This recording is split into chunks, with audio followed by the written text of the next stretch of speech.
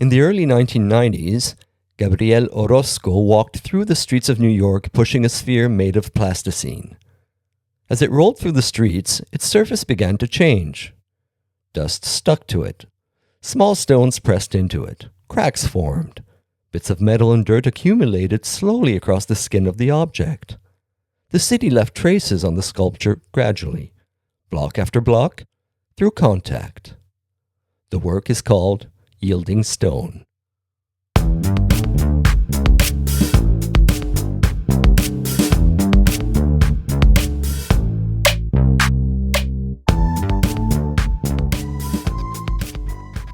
So, I think we can say that yielding stone is a strange object because it seems fragile and stubborn at the same time. The sphere receives impressions from the street while continuing forward with considerable weight and resistance.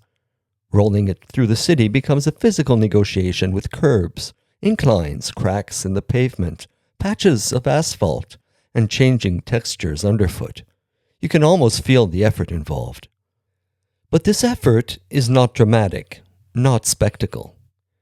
Just the steady strain of moving something heavy through an unpredictable city, and maybe that is part of what makes the work memorable. Most of what matters happens close to the ground, almost below the threshold of spectacle. A curb leaves a line, a pebble embeds itself into the surface, the edge of a metal grate presses a pattern into the sphere, and the streets slowly write themselves onto the object. Walking usually disappears almost as soon as it happens. Someone crosses an avenue, turns a corner, vanishes back into the movement of the city. Orozco slows that disappearance down. The traces of the walk remain afterward on the surface of the sphere itself. The city really accumulates there physically. And that changes the way orientation begins to function in the work. Because orientation here is not simply a question of direction. It becomes bodily and material. The route emerges through adjustment, contact, and continual correction. You can imagine the small recalibrations required to keep the large ball moving forward through uneven streets. The work depends on gravity, balance, weight, and friction as much as it depends on visual form. Orozco developed the work during an important transition in his career. He had moved between Mexico City and New York, and the city mattered. New York in the early 1990s still carried a rougher physical texture than the polished corporate landscape it would increasingly become later in the decade. Sidewalks, construction zones, debris, traffic, irregular pavement, all of this enters the work materially. The piece would not feel the same in a cleaner or more controlled environment. The sphere needs interruption. It needs unevenness. It needs the street to act against it continuously. I have not found a reliable source stating that the route was mapped in advance in a strict block-by-block way. Sources emphasize the rolling, the exposure, and the accumulation of imprints. The work depends on contact with circumstance. Its logic requires the street to intervene. And I believe that if the object had simply followed a predetermined choreography, much of the tension in the work would disappear. The route matters less here as a line on a map than as a sequence of encounters produced through movement. In his own description of Yielding Stone, Orozco described it as, quote, a plasticine ball, my weight in plasticine, end quote, rolled through the street and marked by the imprints of rolling and pressure.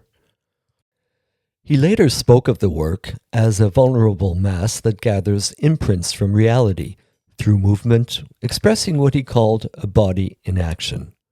And once you begin seeing the sphere that way, the work changes slightly. The sphere is not just a sculptural form. In a sense, it stands in for the body, but also extends it. It carries the artist's weight into the street and allows the city to act upon that weight. And at a certain point, another question begins to emerge. What kind of artwork is this exactly? What also makes Yielding Stone difficult to categorize is that the work exists somewhere between sculpture, action, and performance. The sphere itself is an object, but the rolling of it through the city forms part of the artwork. What makes Yielding Stone unusual is that it exists across several forms at once: the action itself, the altered sphere, and the photographic documentation that records its passage through the street.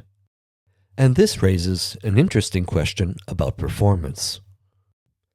In contemporary art, performance often involves more than simply carrying out an action in public. The action is intentionally framed as art, and in a way, the body itself becomes part of the medium. Yielding Stone clearly operates within that territory, but it also exceeds it. The work is not only the act of rolling the sphere, but also the altered object afterward: the marks, the accumulated debris, the photographs, and the continuing transformation of the material over time. In that sense, the piece never fully settles into a single category. It remains suspended somewhere between performance, sculpture, process, and visual trace. The work has often been discussed through the idea of vulnerability. In interviews, Orozco has spoken about his interest in materials that remain open to transformation, rather than settling into fixed or permanent form. Plasticine mattered to him partially because it could continue changing through contact and movement. He has also connected this way of thinking to Heraclitus, the Greek philosopher associated with flux and continual change, and to the idea that no one steps into the same river twice. This feels like an important key to the piece. So, the sphere moves through the city, but it never returns as the same object. Each contact alters it slightly. Every block leaves an imprint behind. There is also something quietly photographic about the work. Not visually photographic, but materially photographic. Early photography depended on the idea that the world could leave a physical impression on a sensitive surface. Light passed through a lens and altered the chemistry of film. Exposure became a form of contact between the world and matter. Orozco's sphere operates through a related logic. The city presses itself onto the object. The sculpture gathers impacts, residues, abrasions, and fragments. What remains afterward resembles a slow exposure produced through movement over time. This connection to photography is not literal, but for me it feels essential to this series. With Yielding Stone, the mechanism is heavier, slower, more bluntly physical. There is no lens, no camera, no frame. The street itself becomes the instrument. Asphalt, dust, metal, stone, pressure, and movement produce the final surface.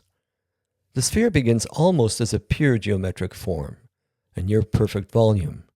But perfection lasts only briefly once the object enters the street. Surfaces push back. The sphere becomes less idealized and more historical with every step by the artist, every block traveled. And this is where the title becomes very precise. The stone yields. It gives way. But it also keeps moving. Its softness allows the street to mark it, while its mass still allows it to push forward through the city. That double condition gives the work its tension. It receives, it changes. And by the end of the walk, the sphere carries an urban record without becoming a conventional image of the city. No skyline appears on its surface, no street sign, no recognizable corner. Yet New York is still there in another form, compressed into residue, indentation, abrasion, and sediment. The city has entered the object. And maybe that is also the power of the work. It makes contact visible without turning contact into illustration. Orozco cannot simply stroll while pushing it. His movement adjusts constantly to the object, just as the object adjusts to the street. The work exists in that triangle: artist, sphere, pavement. So, for a podcast about photography and walking, this feels like an important shift. We're no longer looking only at the walker as observer. We are looking at walking as a way of producing a surface a route can be carried by an object. The city can leave traces through pressure, friction, and movement. And perhaps this is also why the work stays so close to photography for me. Not because it produces photographs or pictures of the city, but because the walk leaves visible marks behind on the surface of the sphere itself. By the end, the object carries part of the street physically embedded into it, almost like a slow photographic exposure produced through movement across the city. To orient yourself usually means knowing where you are. But here, orientation becomes something more physical than that. The city is understood through contact, resistance, and continual adjustment. Orozco gives the process a sculptural form, and there is a walk that remains visible after the walking has stopped. It survives in two forms at once, in the marked surface of the sphere itself, and in the photographs of Orozco pushing it through the streets of New York. The walk remains suspended between sculpture and photography.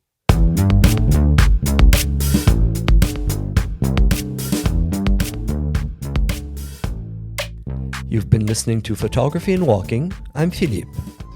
You can find images and references connected to this and other episodes at photographyandwalking.com.